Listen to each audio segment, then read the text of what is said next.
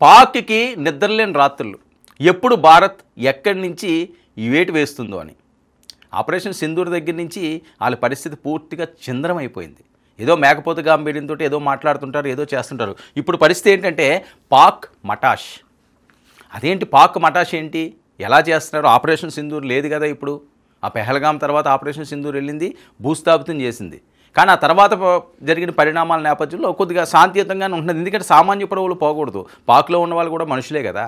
అక్కడ తీసుకున్న నాయకులు తీసుకున్న నిర్ణయాలన్నీ వాళ్ళకి శాపాలుగా మారుతున్నాయి. అది ఇబ్బందికరంగా మారుతుంది అని చెప్పి కోపం తప్ప ఆ ముష్కరుల స్థావరాల మీద అటాక్ ఒక్క పాక్ పౌరులన్నా సరే భారతదేశం ఏ రోజైనా సరే అటాక్ చేసిన పాపాన పోలేదు. కానీ వాళ్ళు అన్యాయంగా వచ్చి భారత్ మీద ఎన్నిసార్లు దొంగ దెబ్బతోటి ఎంతమంది ప్రాణాలు కోల్పోయారు వాళ్ళు దాడుల వల్ల. కానీ భారత్ ఎప్పుడు కూడా ఆ రకంగా ఆలోచించలేదు. ఇప్పుడు ఏం జరుగుతుందంటే పాక్ కోరలు నడ్డి విరిచే స్కెచ్ అండి. భారత్కు ఇజ్రాయెల్ బంపర్ ఆఫరు. ఇజ్రాయెల్ భారత్కి బంపర్ ఆఫర్ ఇచ్చింది అంటే వాళ్ళ పని అయిపోయినట్టే. భారత్కి ఇజ్రాయెల్ బంపర్ ఆఫర్ ఇవ్వనవసరం లేదు. భారత్కున్న శక్తిలో 1 గంట 2 గంటలు చాలు, మొత్తం ఇంకేం మిగలదు. కానీ ఆ రకంగా చేయదు. అమాయక పౌరులను చంపే ఆలోచన భారత్కి ఎప్పుడూ లేదు. ఇక పాక్ అణుస్థావరాలను నాశనం చేసే ప్లాన్. ఐరాసాలో పాక్కు షాక్ ఇచ్చిన ఇజ్రాయెల్. వాళ్ళు మాట్లాడితే అణుస్థావరాలు, అదిగో మా అణుబాంబు ఉన్నది, కిరాణా హిల్స్లో అణుబాంబులు ఉన్నాయి, దాన్ని బయటికి తీసేస్తాం, దాని లాక్ ఎవరి దగ్గర ఉన్నదో తెలియదు, అది అసలు ఎలాగ ఓపెన్ అవుతుందో తెలియదు, అదంతా కూడా వేరే వాళ్ళ చేతుల్లో ఉన్నదన్న విషయం మరి అధ్యక్షుడికి తెలియదో లేకపోతే మునీరుకి తెలియదో అర్థం కాదు. కానీ ఏవో వాగులు వాగుతుంటారు, అనవసరమైన వాగులు, పిచ్చి మాటలు మాట్లాడినట్టుగా మాట్లాడుతుంటారు. తై తై తై తై తై తై అని తైతకలాడే మాటలు అవన్నీ కూడా. దాన్ని ఎవడో కూడా పట్టించుకునే పరిస్థితి. ఒక దేశంలో ఆ రకంగా మాట్లాడకూడదు. ఎంతో బాధ్యతాయుతంగా ఉండాల్సిన అవసరం ఉన్నది ఒక దేశాన్ని పాలించే వాళ్ళు కానీ సైన్యాధ్యక్షుడు కానీ. ఆ పరిస్థితి ఎప్పుడు కూడా పాక్లో కనిపించదు. అన్నీ అబద్ధాలే, అన్నీ బూటకాలే, అన్ని దుర్మార్గపు ఆలోచనలే.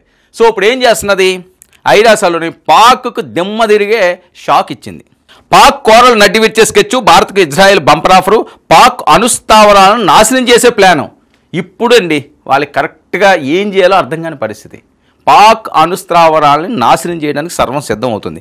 ఐరాసాలో షాక్ ఇచ్చిన ఇజ్రాయెల్ 1980లో జరిగిన విషయాలను భారత్కు గుర్తు చేసిన ఇజ్రాయెల్. చాలా జాగ్రత్తగా వినాల్సిన అవసరం ఉంది. చాలా కీలకమైన అంశం ఇది.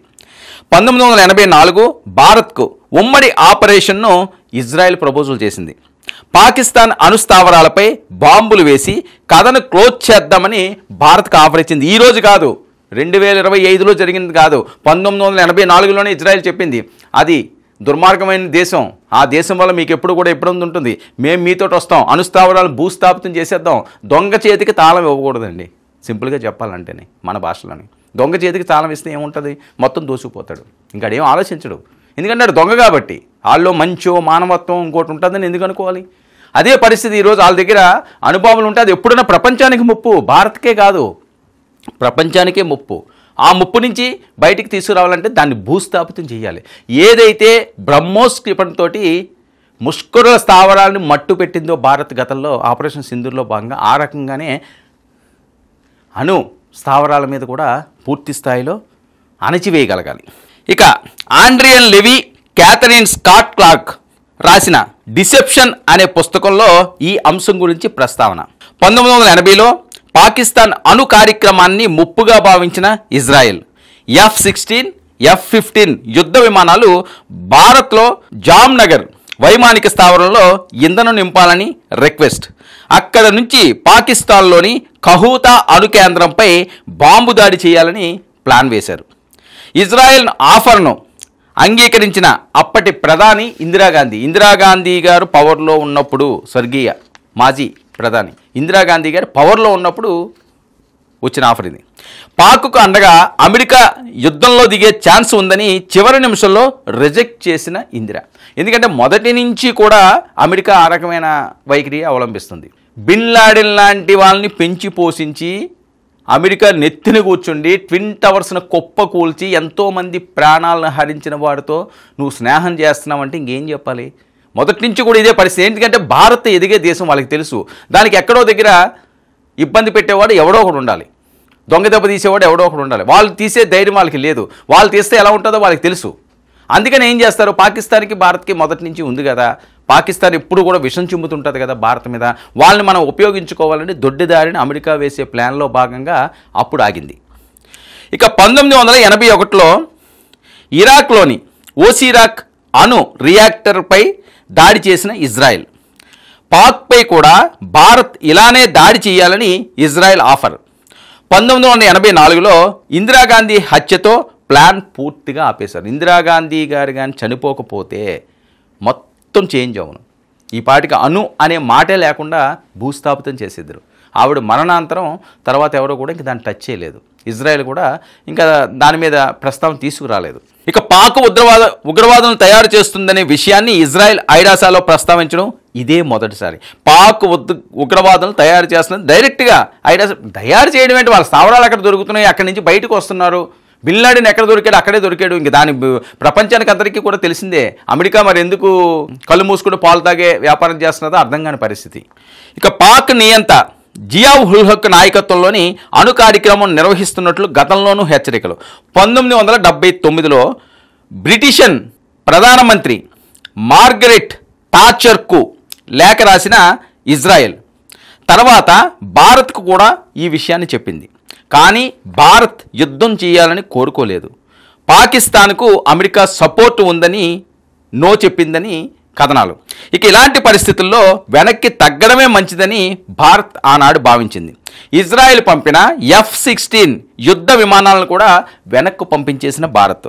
ఇక పెహల్గాం దాడులు, భారత్ ఎప్పుడు కూడా యుద్ధాన్ని కోరుకోదండి. ఎందుకంటే ప్రజల కోసం చూడాల్సిన అవసరం ఉంది. ముష్కరులను చంపడానికి, ఉగ్రవాదులను చంపడానికి, ఉగ్ర మూకలను నేలమట్టం చేయడానికి ఎటువంటి ఆలోచన ఉండదు. మన బ్రహ్మోస్ చూడండి, వెళ్ళి ఎక్కడ టాస్క్ సక్సెస్ఫుల్గా ఎవరికీ తెలియలేదు, మూడో కంటికి అసలు ఏం జరుగుతున్నదో అని ముగించుకుంటూ వచ్చేసింది. సో ఆ రకంగా చేయగలరు, కానీ అమాయకుల ప్రాణాలు పోకూడదు. అది భారత్ ఎప్పుడు ఆలోచిస్తుంటుంది. పాకిస్తాన్ కూడా ఒకప్పుడు కలిసి ఉన్న దేశమే కదా. ఓకే, మతపరమైన అంశాలతో మేము అక్కడ ఉంటాం, మీరు ఇక్కడ ఉండండి అన్నారు. భారత్ ఎప్పుడు కూడా దాన్ని కాదనలేదు. సరే మీరు పాలించుకొని మీ దేశాన్ని మంచిగానే ఉండండి అంటున్నారు, కానీ ఏ రోజు కూడా ఆ రకంగా చేయలేదు. అప్పుడే మట్టు పెట్టేస్తే ఈరోజు ఈ మాటలు రాకపోను, అప్పటితోటే క్లోజ్ అయిపోను. కానీ పెహల్గాం దాడులు తాజా పరిణామాలతో మరోసారి పాత ఆఫర్ను గుర్తు చేసిన ఇజ్రాయెల్ అయితే వదలట్లేదు. పాకిస్తాన్ని మీరు పక్కలో పెట్టుకోకండి, మీకోసమే మేము చెప్తున్నాం. ఇజ్రాయెల్ సాయం చేస్తే అసలు తునాతునకలు అయిపోద్ది. మూడో కంటికి తెలియదు అసలు ఏం జరుగుతున్నది అన్నది. భారత్కి మళ్ళీ ఇజ్రాయెల్ ఆఫర్ ఇచ్చింది. మరి ఈ ఆఫర్ మీద మోదీ గారు ఆలోచనలు చేస్తున్నారట. ఏ క్షణాన్నైనా సరే పాక్ అణుస్థావరాలు నేలమట్టం అవ్వడం ఖాయం. ఇదేంటంటే ప్రపంచ దేశాలకి మంచిది, భారత్కు మంచిదని కాదు. భారత్ ఏమైనా అణు ఆయుధాలు ప్రయోగించాలని ఆలోచన వచ్చినా అంతమొందించేస్తారు, అందులో ఎటువంటి అనుమానం లేదు. కానీ ఇజ్రాయెల్ సపోర్ట్ ఏంటంటే వేరే రకంగా అమెరికాతోటో ఇంకొకరితోటో ఏదో రకంగా వాళ్ళు కానీ ఏమైనా ప్లాన్ చేస్తారేమో. ఎందుకో శత్రువు ఆడు దొంగని తెలిసిన తర్వాత తీసుకెళ్ళి జైల్లో పెట్టాలండి, ఇంకంతే. దొంగ ఆడు హంతకుడు, ఆడు దుర్మార్గుడు అంటే ఆడు వెనకేసుకు రాకూడదు, ఏదో రకంగా చేయాలి. పాకిస్తాన్ ఇప్పుడు కూడా దుర్మార్గ ఆలోచనలు చేస్తుంటుంది కాబట్టి ఖచ్చితంగా ఏదో రోజు దాని గుణపాఠం చెప్పాలి. అలాంటి వాళ్ళ దగ్గర ప్రమాదకరమైన ఇవి ఉండకూడదు.